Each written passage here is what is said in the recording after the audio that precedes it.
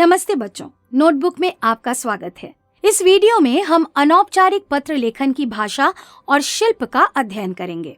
अनौपचारिक पत्र हमेशा उन लोगों को लिखा जाता है जिनसे हमारे व्यक्तिगत और आत्मीय संबंध होते हैं। ऐसे पत्र प्रायः अपने परिवार के लोगों, सगे संबंधियों और मित्रों को लिखे जाते हैं। अनौपचारिक पत्रों में निम्नलिखित विशेषताओं का होना अनिवार्य है। अनौपचारिक पत्रों की भाषा भी सदैव सरल रखी जाती है। पत्रों में भावनाएं मौलिक अर्थात आपकी निजी होनी चाहिए। पत्र संक्षिप्त होना अनिवार्य है। उसमें गागर में सागर भरने की युक्ति सच होनी चाहिए। पत्र में लिखे गए विचार स्पष्ट होने चाहिए। पत्र लिखने वाले को अपनी आयु, पद और जिसे पत्र लिखा जा रहा है उससे उसके संबंध का ध्यान रखना चाहिए। अनौपचारिक पत्र विभिन्न संदर्भों में लिखे जा सकते हैं, जैसे किसी को शुभकामना देने के लिए, निमंत्रण के लिए, संवेदना व्यक्त करने के लिए आदि। यद्यपि ये विभिन्न संदर्भों के लिए लिखा जा सकता है, किंतु प्रारूप एक ही रहता है।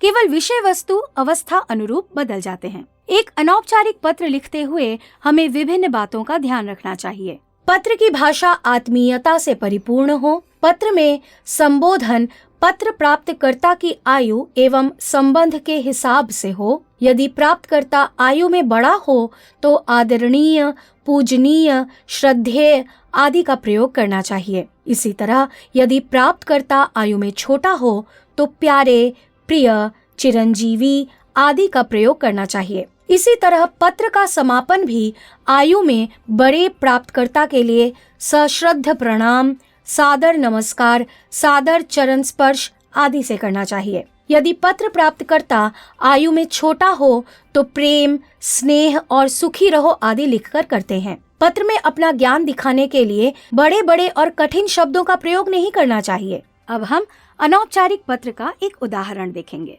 कल्पना कीजिए कि आपकी गर्मी की छुट्टी अभी अभी समाप्त हुई है। अब अपने मित्र को पत्र लिखकर बताइए कि आपने गर्मी की छुट्टी कैसे बिताई।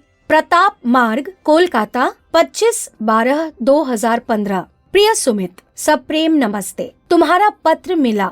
मुझे यह जानकर खुशी हुई कि तुमने अपनी गर्मी की छुट्टियां अपने चाचा के घर गुजारी है और वहां पर शहर भ्रमण का खूब आनंद उठाया है। इस वर्ष मैंने भी गर्मी की छुट्टी घर में नहीं बिताई। मैं तुम्हें विस्तार से बताता हूँ कि मैंने गर्मी की छुट्टी कैसे गुजारी है। मेरे विद्यालय में गर्मी की छुट्टियां शुरू होते ही मैं पहले अपने घर गया। माँ मुझे देखकर बहुत आनंदित हुई। 3-4 दिन मैंने घर में ही गुजारे।